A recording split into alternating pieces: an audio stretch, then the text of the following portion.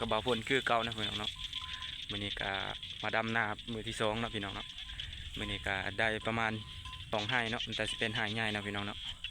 บาวพลก็บ่ได้มีเวลาถ่ายคลิปเพราะว่ามื้อนี้ก็ฝนตกนะแล้วก็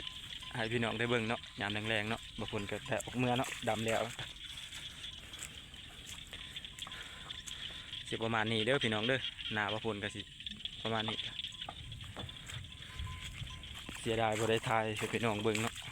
ช่วงฝนตกฟ้าดังบรรยากาศยามคนเป็นตามวนเนาะพี่น้องเนาะ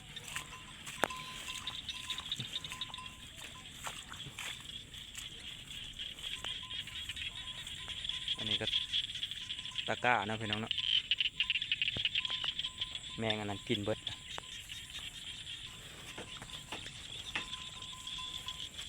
จนตายเบิดเนาะพี่น้องเนาะบรรยากาศยามแรงๆเนาะพี่น้องเนาะ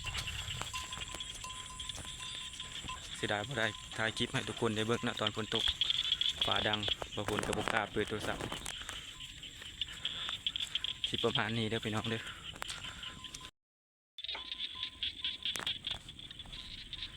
บรรยากาศเนาะทงไฮทงนาเนาะพี่น้องเนาะสิประมาณนี้เด้อพี่น้องค่ำอะไรมันสิประมาณนี้เนาะพี่น้องเนาะ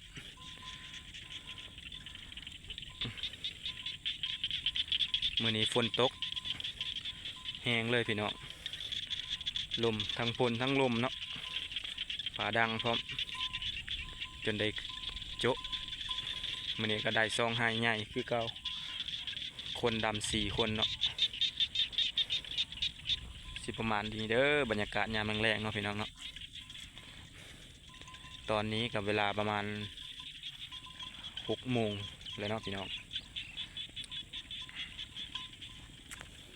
บางคนก็สิได้ออกเมื่อเนาะพี่น้องเนาะผู้ใดมักคลิปบางคนก็ฝากกดติดตามกดกระดิ่งเนาะ Subscribe เพื่อบ่พลาดคลิปต่อไปนะพี่น้องเนาะ